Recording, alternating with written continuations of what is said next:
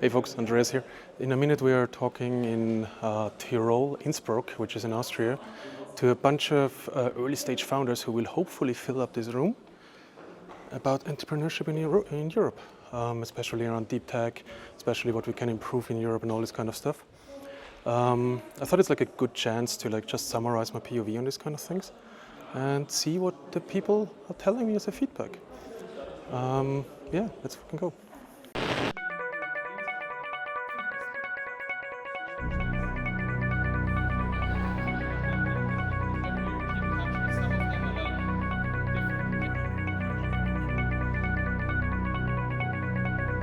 So, we walked a little bit outside together with the man himself.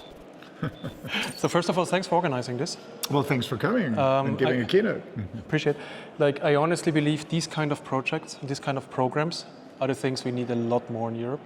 You know, I agree. Like getting the young people, like helping them figure stuff out, get them the right people to talk to, get them more international people, like connect all of that. I think this is very much needed in Europe.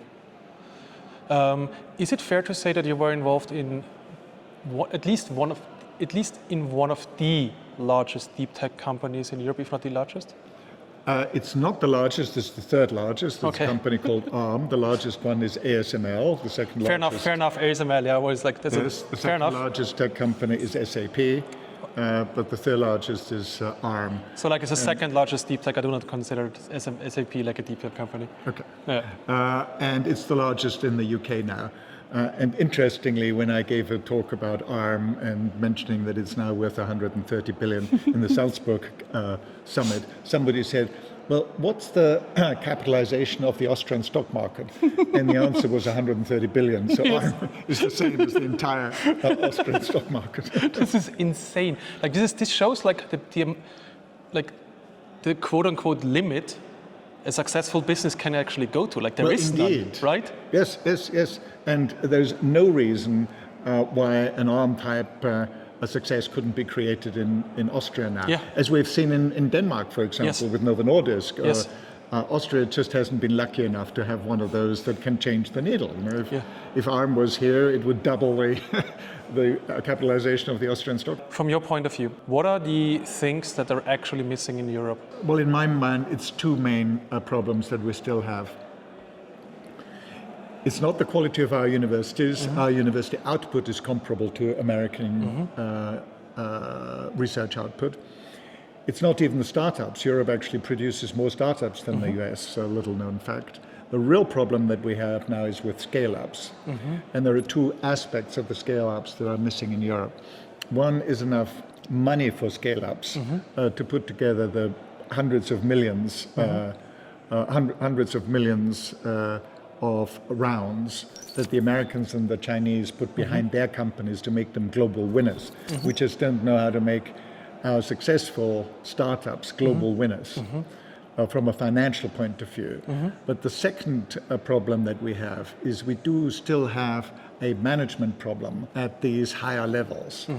One of the great advantages that Silicon Valley still has is that if you have a Silicon Valley company that has revenues of, say, 50 million or 80 million or so, and you now want to make them a billion-dollar company, what you do is you hire somebody from Apple or Google or Facebook who runs a billion-dollar division. Who might division. have done this twice in his life already. Indeed. And 2 weeks later, they work for a startup. Right? So it's both a legal thing that notice periods in the Valley typically are 2 weeks, but it's also a cultural thing. Just think of somebody running a big division of Mercedes or BMW in charge of $1 billion in sales or something, leaving Mercedes in 2 weeks and joining a startup. When have you ever heard a story like that? Do you think this will change if we have more and more startup successes? Yes, it will. I mean, we're building our own success stories of companies that are large enough so that they have billion-dollar divisions. But we can also attract talent from America. So, for example, when we built up Solexa, which revolutionized gene sequencing, we did exactly that. We went to the guy in ABI who ran a billion-dollar division, and his name is John West, and we said, John, we have bad news and we've got good news for you. The bad news is we have a machine, you're selling $1 billion of gene sequencing machines. We have a machine in Cambridge that will blow you out of the water because it's 100 times better than the one that you're selling now. That's the bad news. The good news is we want you to do it. Good pitch. Yeah, and he came to Cambridge. He's a MIT physicist. He looked at the technology. He realized it was 100 times better, and he became CEO of that Cambridge company. And this is now. We sold it to Illumina a little bit too early on. It's now a $50 billion company, and they have taken. He used to run that division that had a 90% market share in gene sequencing. We now have a 90% market share in gene sequencing. So it can be done.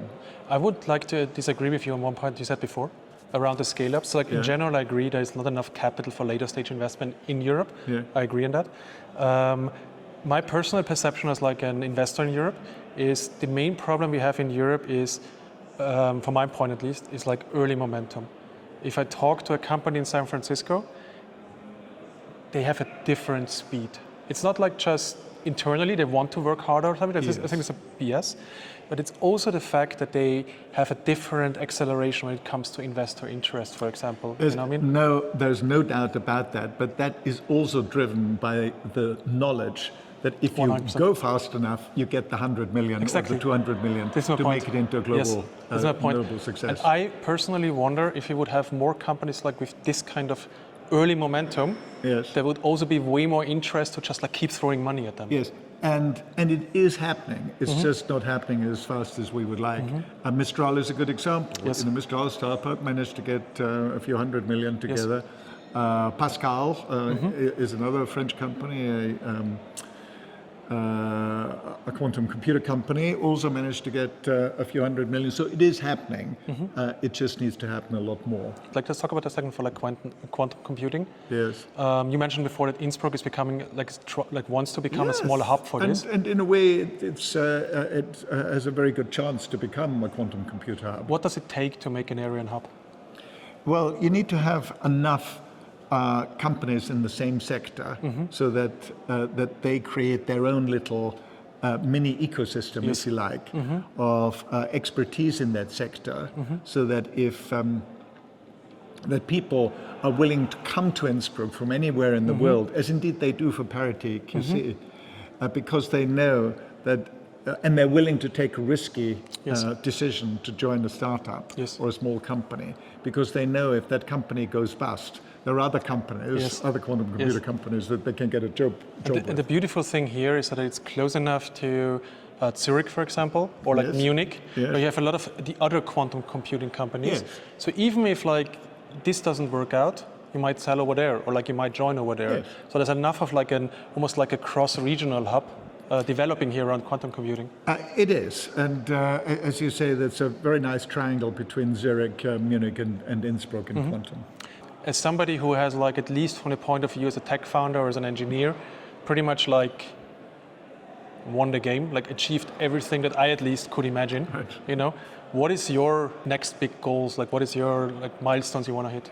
Well, the reason why I run the summer school here every year is it's just a great pleasure to share my experiences with younger people. They give me a lot of energy because they've got a lot of energy themselves. And if we can create that excitement about a new technology, the excitement of building a substantial company for Europe, because I'm a passionate European, I do believe that is actually very attractive for young people, then I find that very satisfying. Amazing. The man himself, Hermann Hauser, thank you so much for the interview. And thank you so much for organizing this. Not at all. Thank you.